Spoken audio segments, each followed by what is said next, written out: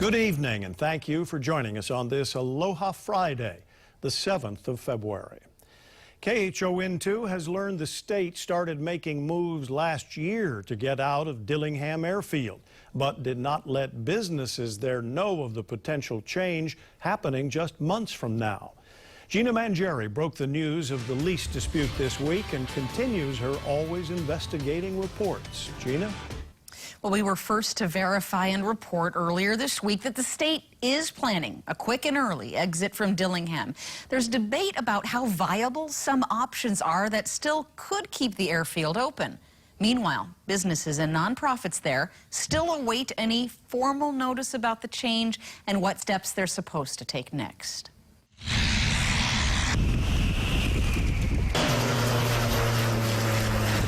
That's the kind of buzz usually going on at Dillingham Airfield. But in recent weeks, businesses started hearing noises about something else. There's a Coconut Wireless here. Rumors the State Department of Transportation, their landlord, was pulling out by the summer.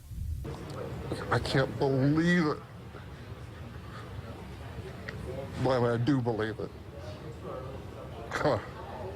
I do believe it. The state, the Army, hasn't told us anything, and they've known for a month.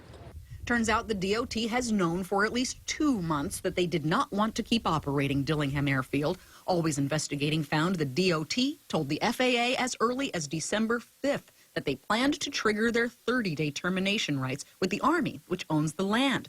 And on January 6th, the DOT wrote the Army giving a June 30th end date. Has the DOT told you anything formally? No. How does that make you feel? I'm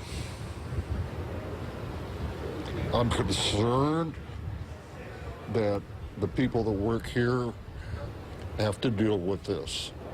These people put their lives out every day. And to have our landlord treat us.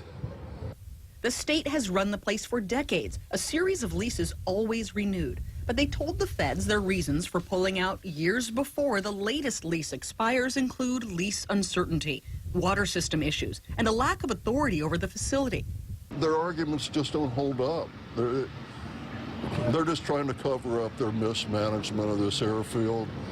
I think the lawsuit from the Oahu Parachute Center accident has probably got them shaking in their boots. The FAA told the DOT they're obligated to stay at least until 2025 due to about $1.3 million in taxiway extension grants. But the DOT contends they have to go to protect grant money, saying in a statement to continue could put the DOT at risk for a loss of additional financial resources and grants in the airport's system from the FAA. The FAA told the DOT in writing to try to work it out with the Army, even suggesting solutions like a joint use agreement.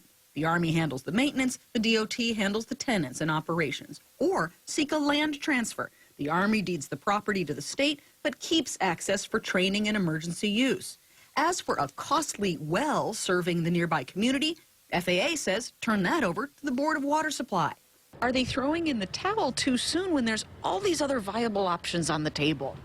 I don't know that they can throw in the towels. This doesn't have to happen. The governor has been traveling since the news broke, but his chief of staff tells me the state does not have much of a choice in this matter because the terms of the U.S. Army's lease for Dillingham Airfield are in conflict with FAA rules. However, we continue our discussions with all stakeholders and aim to find the solution that is best for our state and our community. And on Friday, the DOT told me they will continue to coordinate with the Army and FAA on the transfer and the various options available. How do you vacate by June 30th? I presume they would want us to remove everything by June 30th. Have all your airplanes, have all your equipment, the buildings gone. Thank you.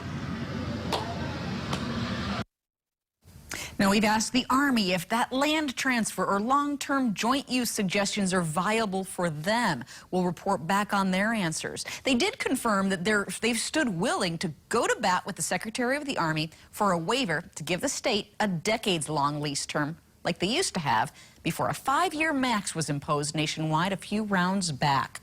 We will continue to follow up. Gina Mangieri, KHON2 News, always investigating.